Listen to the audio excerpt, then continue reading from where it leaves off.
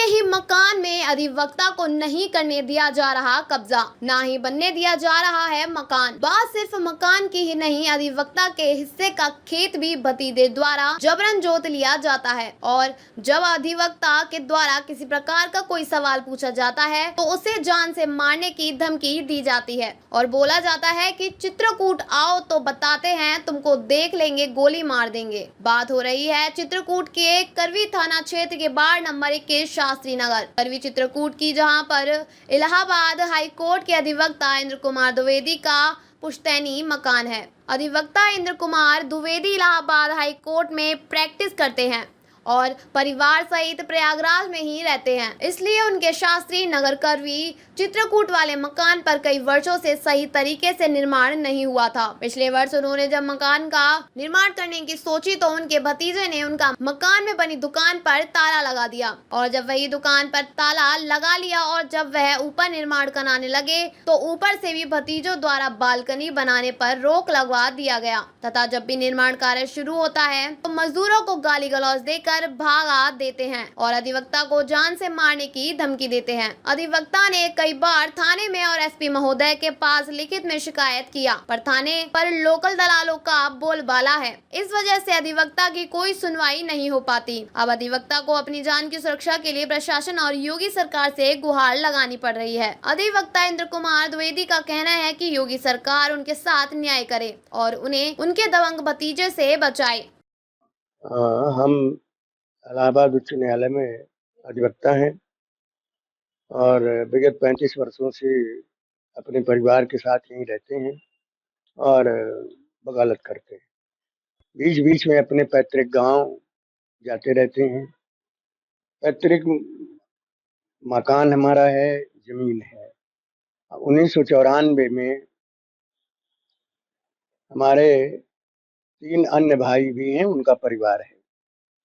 शुरू में ज़्यादातर प्रॉपर्टी हम उन्हीं लोगों को दिए थे, लेकिन मरने के पहले पिताजी ने आपसी बंटवारा कर दिया और जिस तरह से उन्होंने बांटा था उसी तरह की एक रजिस्टर्ड वसीयत उन्होंने लिख दिया। वो तीनों आदमी जो कि परिवार सहित वहां रहते हैं, अपने अपने मकान बना करके अपने अपने उस पर काबिज हैं।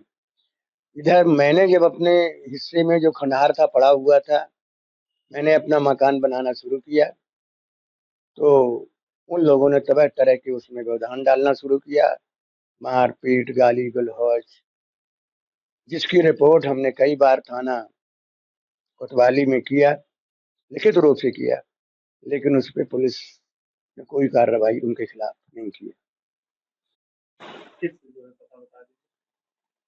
हमारा पैतृक निवास जो है वो ward number 21 Shastri Nagar Prayagraj road पर स्थित है।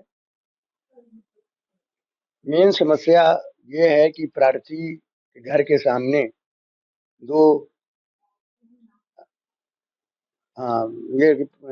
हमारे घर के सामने 2 अवैध रूप से दुकानें बनी हैं, जिसमें एक दुकान का उन लोगों ने ताला तोड़ करके, हमारे भतीजों ने ताला तोड़ करके उसमें अवैध कब्जा कर लिया है।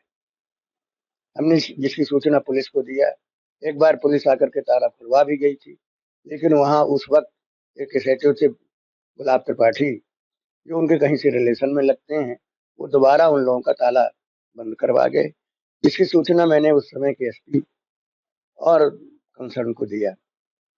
लेकिन उसके बाद फिर ना तो हमारे उस दुकान का अवैध कब्जा हटवाया गया, ना उनके खिलाफ कोई कार्रवाई की गई।